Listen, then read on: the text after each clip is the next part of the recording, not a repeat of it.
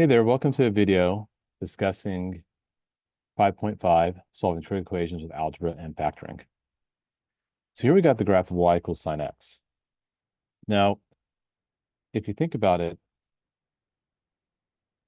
it's a cyclical function, right? That really just goes up and down, up to +1, down to -1, and over and over again. So that's what we're seeing here, right? And the domain is going to be all real numbers. I think that's pretty obvious. I'm using a new stylus here. I'm not sure why it's giving me a hard time.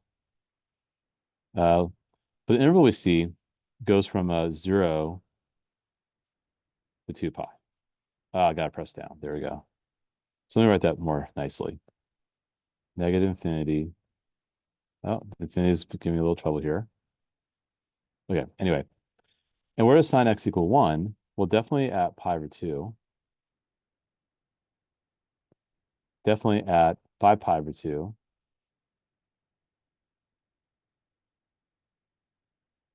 Right here and here.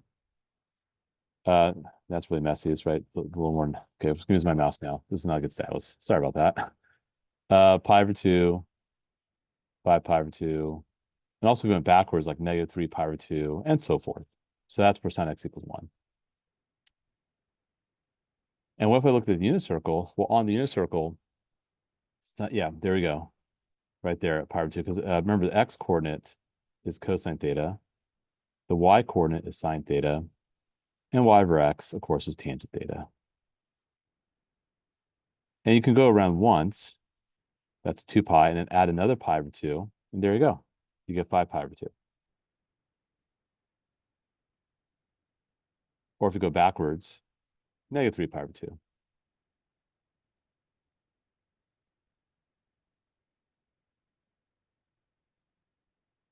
So now let's actually use this knowledge to help us solve trig equations on the interval from 0 to 2 pi, where 0 is included, but 2 pi is not included. So the bottom line is you want to isolate theta, or figure out what theta has to equal. And remember, this is going to be the x coordinate on the unit circle. This is y over x when you do a tangent. Well, if I look at my unit circle, where does x equal √3 over 2? Definitely at pi over 6 and at 11 pi over 6. And usually we'll get the answers in radians for these. I mean, if I guess we get in degrees, it's not a big deal, but let's just stick with radians here. And here you want y over x to be undefined, meaning you want x equals 0.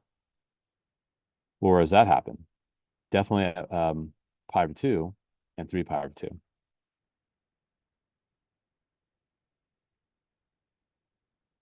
So those are pretty easy examples. Now we'll have to do a little more isolation with examples 3 and 4. Example 3 is not too bad. Add 3 to both sides. 2 sine theta equals 1. Sine theta equals 1/2. And remember, this is the y coordinate in the inner circle. So I go back to the inner circle. Where is the y coordinate 1/2?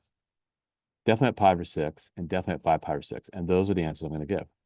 Pi over 6 and 5 pi over 6. Easy peasy. Now, example 4, that's going to involve some factoring. You could make up an arbitrary letter like a, let it equal the middle term, sine theta. So this way you have 2a squared plus 3a minus 2 equals 0. Well, if you do some factoring, you get 2a and a. And then you get, let me think here, plus 2 and minus 1.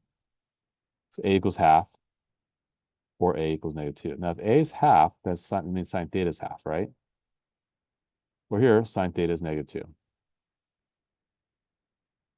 Well, if that's true, if sine theta is 1/2, that's going to happen at 30 degrees of pi over 6 and 5 pi over 6, just from the previous problem, right? But this can't happen. Sine cannot be -2. Because look at the unit circle. The lowest sine could ever be, which is the y coordinate unit circle, is -1, right? And also think about what sine really means. It's the ratio of two sides of a right triangle. Here's a right triangle. Let's say your theta is right here. You have your opposite side of your hypotenuse. In order for that ratio, the opposite of hypotenuse, to be bigger than 1, you need the opposite side to be bigger than the hypotenuse. Well, that can't happen. The opposite side is always smaller than the hypotenuse. The hypotenuse is the biggest side of a right triangle.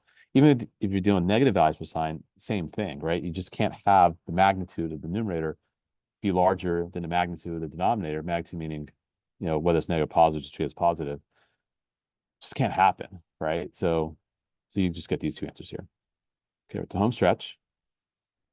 So for example 5, one thing I'm going to caution you about, don't divide both sides by tan theta, because if you do, you're not going to get the full story. You're not going to get all the possible solutions for this. Sure, it looks tempting to do that and just say 3 tan theta equals root 3 and then work it out, which will work out eventually if we do it the right way. But still, you don't want to cancel out terms because you're going to lose a solution.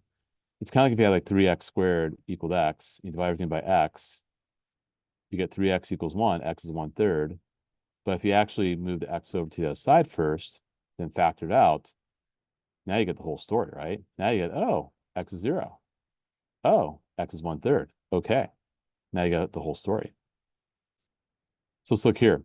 Let's move the root 3 tan theta to the other side. So 3 tan squared theta minus root 3 tan theta equals 0. Okay. You factor out tan theta. It's the right thing to do.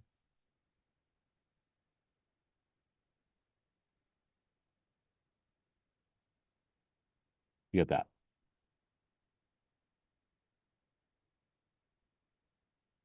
So tan theta equals 0, or tan theta equals root 3 root 3.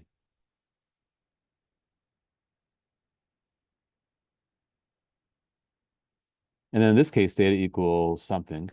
Theta equals something here. This is going to be, I think, at 0 and pi over 2. We know, 0 and pi. That's correct because you're doing y over x. Here, that's going to happen at, no, let's go back to the unit circle. I think at pi over 6, if I'm not mistaken. Yeah, because if you have 1/2 of root 3 over 2, and you flip the bottom fraction over, you wind up getting this. Now you got 1 over root 3. And if you rationalize the denominator, you get yourself root 3 root 3, which is exactly what we're looking for. So totally pi over 6 is legitimate there. Totally, 100%. So yeah, so see, that's why we don't want to just cancel the tan thetas. We need to actually move it to the side and factor it out to get the whole story.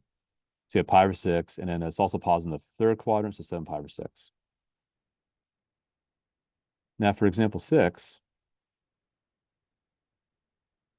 switch colors for a bit of contrast. Factor your secant theta. Then you got root 3 plus cotan theta equals 0. So secant theta equals 0, or 1 over cosine theta. But that can't happen, right? Because, how are you going to get 1 over something equaling 0? It just can't be. So don't worry about it.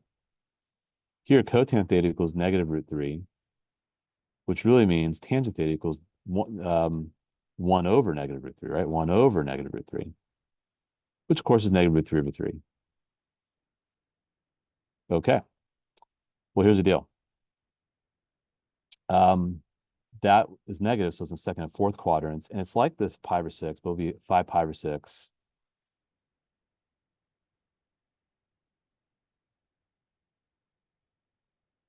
And 11 pi over 6.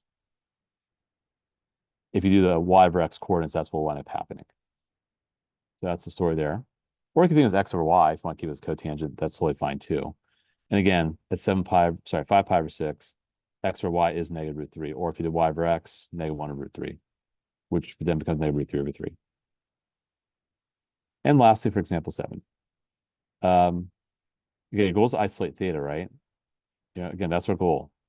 Let's isolate theta, just like any equation. But you have to isolate the trig function first.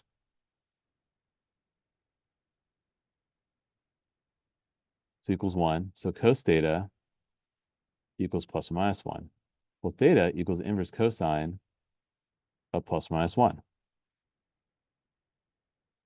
Well, where's cosine, or the x going to be 1 or negative 1? Oh, by the way, I didn't really teach you guys this, but that's called an inverse trig function. That just means you want to find the angle that gives you these trig ratios. So where's the x coordinate going to be 1 or negative 1? On the unit circle, definite 0, definite pi over 2. That's sorry, just 0 and pi, my bad.